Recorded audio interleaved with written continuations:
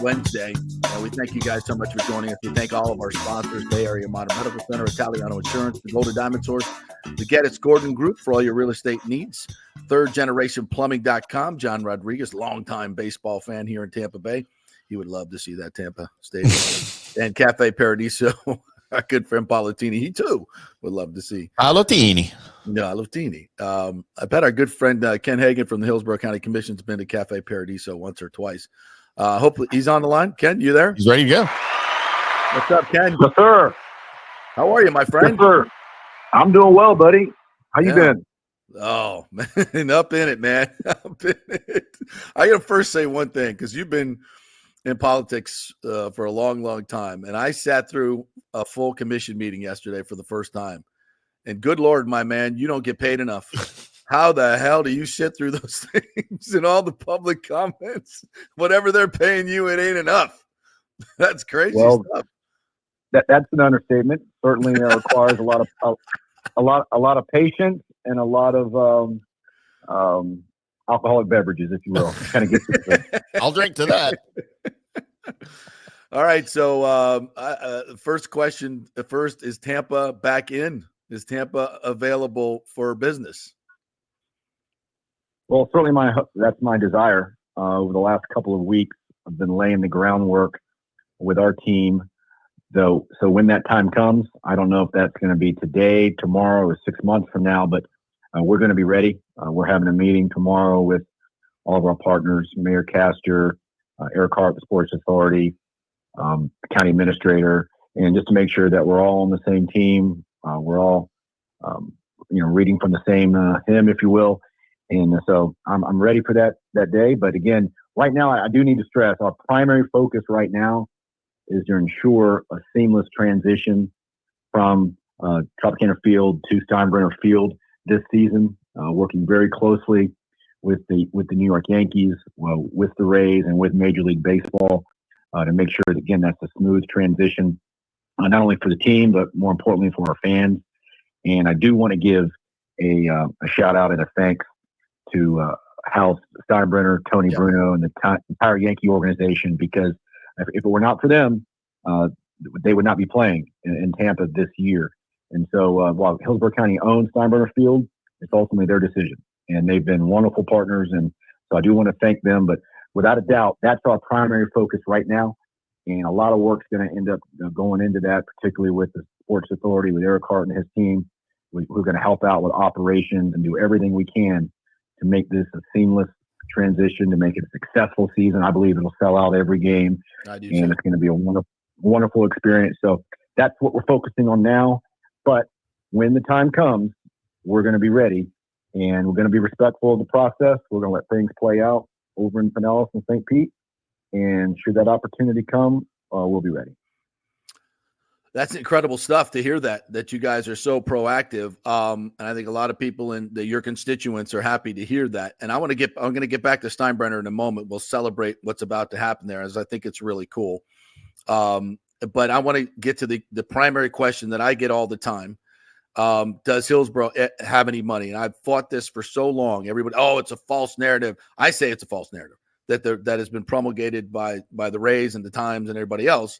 There was no corporate support in Tampa. That's a lie. I was part of that. I know that's not true.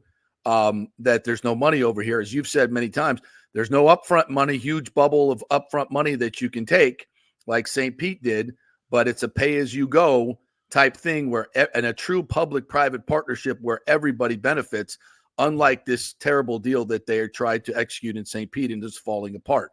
So the question to you is, does Tampa and Hillsborough County, with a willing partner that may not be Sue Sternberg, do you have the ability to make this happen and everybody says with the Bucks maybe knocking on your door in a few years as well?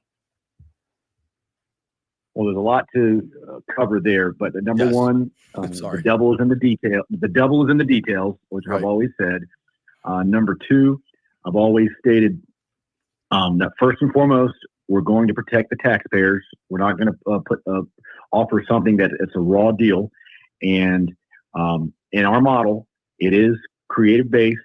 However, it is primarily driven by creating an entertainment district that's fee based by every beer, Coke, hot dog is purchased. A portion goes toward the ballpark, similar model to Texas Rangers in Arlington. It would include, in all likelihood, creating a CDD where essentially the property owners are taxing themselves to go toward the facility. They'll be using tourist tax dollars that, again, have very limited uses, cannot go toward schools or fire rescue or law enforcement. It has to be toward infrastructure, stadiums or marketing, and then ultimately creating a CRA, a community redevelopment area, where, again, those funds are limited to that particular area. And in our model, I guess the answer is we do not have the same upfront dollar capability and capacity as Pinellas. I admit that, always have. Mm-hmm. However, the offer that we made last year provided significantly more money than the offer in St. Pete. However, it did not include the same upfront money because, first and foremost, we're protecting the taxpayers, and it's you use the term pay as you go, which is accurate. I like to use the term but for the development, we will not have the revenue streams. However, all the financial and economists that have been working on this model agree that when the ballpark is developed, the development is going to occur around it. It requires the team to put in more money up front and assume more of the risk on the front end. Right. But long term, they're going to make a hell of a lot more money. And so you have to have a willing and financially able partner to go with that model. And for whatever reason, both in 2019 and again last year, they essentially took their ball and went home and decided toward the St. Pete model, although by their own admission, they would earn significantly more money and be much more sustainable and profitable in Tampa in the long term. Well, that's a great answer. So the answer is yes, you do have the money and the model that has worked in other places. And I think that's what's important here. It worked in Atlanta. It worked in Arlington. My co-host here, Tim, we've talked about this. It worked, right, Tim? And because there was a willing owner. Yes, because there was a willing owner, and both teams, or both parties, the city, the county, and the owner of the organization, whether it was Jerry Jones or Ray Davis with the Rangers, were able to come to an agreement, and it was sensible for both parties, and it worked. And it didn't take all of this back and forth and all of the what we have going on in Tampa right now. And as an outsider not living there, it's honestly a little maddening. I'll be honest. Well, it certainly doesn't need to take 14 plus years. No. And I spent several years ago, I had the opportunity to spend a day with the Braves CEO and toured not only the ballpark, but the Battery. And it was briefed on the entire process. And in a nutshell, they brokered that deal in 2 months. Yep. And two and a half years later, they were playing ball. They tripled their tax base. You see the incredible development that, again, that occurred, but for or only because of the ballpark. Yeah. It's a similar model, but the team came forward with their money up front. Let's make this deal work. And they had a sense of urgency. And for most of the 14 years, up until the last several years, they really didn't share that sense of urgency to get something done. Now they do, without question. But if they would have had that same intensity and that same sense of urgency years ago, they'd already be playing in Ybor City. That's right. And everybody would be making money, and this would be a wonderful, wonderful situation. I don't think that's a point that needs to be just thrown under the rug, because all of what we're dealing with now, a stadium that that was well past its time, and there should have been more urgency. And with a responsible owner, in my opinion, they would have said this drop is not going to last. It's, and people could say all they want, like, who could have predicted that a hurricane would blow the roof off? Well, me, anyone with eyes, a fabric roof in Hurricane Alley. I mean, that's 10 years past its lifespan. It's pretty predictable, actually. So it happened, and now they have a lot more urgency, and which has kind of led to a lot of this. But a couple of the procedural questions. The SITS tax just passed again. Is that money usable for this particular project? Yes. It would be. Now, I will tell you, I mean, we've got some significant, challenges that are coming down the road with respect to Ray J, Amalie Arena. In addition to that, I'm championing two athletic facilities. One that's an indoor facility that would host everything from basketball, volleyball, cheerleading tournaments, and then an outdoor baseball, softball complex that we've got our consultant reports. We set aside some seed money. And so those are projects, one or both, will likely compete for these dollars. And so that's why, candidly, we're somewhat in a time crunch or sense of urgency as well, as we need to know what what the needs are going to be so we can determine the capacity. We know we're going to have significant renovation with Raymond James Stadium. Unfortunately, the Buccaneers have not communicated with us up to this point as far as what they're looking for.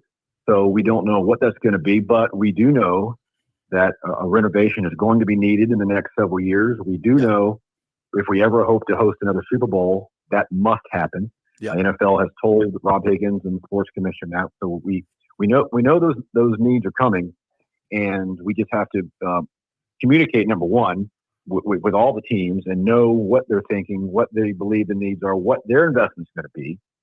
And that was a big part of the, I will give the Buccaneers credit because I was heavily involved in the last renovation agreement. Yeah, they had significant skin in the game. Yeah. Number one. Number two, they assumed all cost overrides, which were significant, and we improved the revenue sharing for the taxpayer. So that was truly a win-win all the way around. And it's a willing partner working with you guys to come together for the betterment of the community. Wow, what a concept. Absolutely. That's going to be paramount. And of course, with that, then we would lock the team in for an additional, 30 plus years. So those are some serious conversations that are going to happen in the upcoming months and years. And so we just need to the best extent we can, to be transparent, to communicate with all the parties and just know what the needs are. And then we can do our best to come up with the creative models to make it all work. Ken Hagan joining us here, Hillsborough County Commissioner. And Ken, I have spoken to one person in particular that told me, and I vetted him, and I believe this to be true because he has the money. I can't mention his name, that he was trying to buy the Rays a few months ago. Also told me that he didn't believe the St. Pete Stadium would ever be built, and he would want to build in Tampa.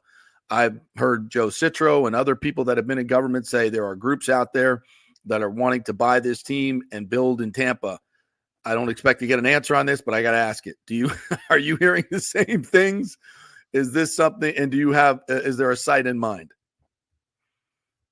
Well, first of all, the previous location is still available in Ybor City. So let's start with that. When things started to unravel, that was basically the first phone call I made. Hey, is this still a possibility? Should things work out? And that answer is yes. So that helped. And not to say that would be the only location, for potentially others. And we'll see. We'll see.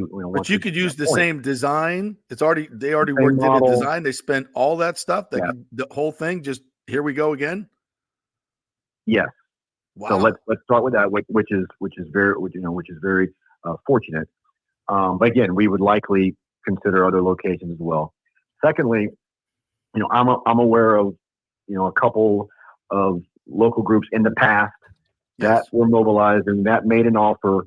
Without mentioning names or people and things like that. One of them, I will tell you that the feedback from MLB was that they didn't think that they had the juice. The juice, in so many words. Right. They had, they're very wealthy, but they didn't want to get into a potential situation where you're not making payroll and all that kind of stuff. Right. My gut, my instincts tell me that there is at least one or more groups that's mobilizing from that, as we speak. Now, whether that's from a potential investment standpoint or ownership standpoint, I don't know.